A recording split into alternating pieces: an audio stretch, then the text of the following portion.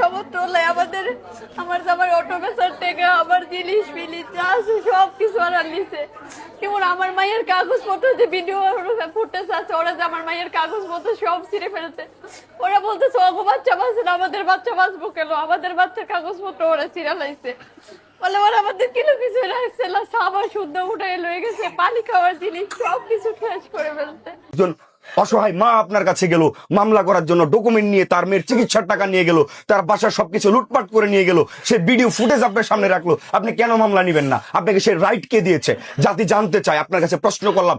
আমরা আইন প্রশাসনের প্রত্যেকটা কর্মকর্তাকে সম্মান করি। আমাদের নরসিংদীর আইন প্রশাসন ইদানিং ভালো করতেছে, নরসিংদী ডেভেলপ হচ্ছে, বাট আপনাদের মতো কিছু মানুষ, আপনি কেন নিবেন না মামলাটা? আপনার কাছ থেকে কেন মামলা নেয় না বলেন তো? বলতেছে আমরা এই বেলে মার্ডার করছি, আমরা এই বেলে অপরাধ করছি, আমরা করে পুলিশে ধরাই দিব, আমরা খারাপ মানুষ, করে কেউ এলাকার পছন্দ করে না, এই জন্য। এখন আপনার মেয়ের কি অবস্থা? মেয়ের অবস্থায় যে মেয়ে চোখ খুলে ফেলে, খাওয়া দাওয়া করতে পারে না, কিছু কিছু করতে পারে না। ওর চোখগুলো আপনারা দেখছেন? এই যে ছোট বাচ্চাটা, ও খাইতে পারে না, কোনো কিছু করতে পারতেছে না, ওর পরীক্ষা দিছে, ওর মার কাছে টাকা নাই যে ওর পরীক্ষা করাবে। এই দায়িত্বটা কে?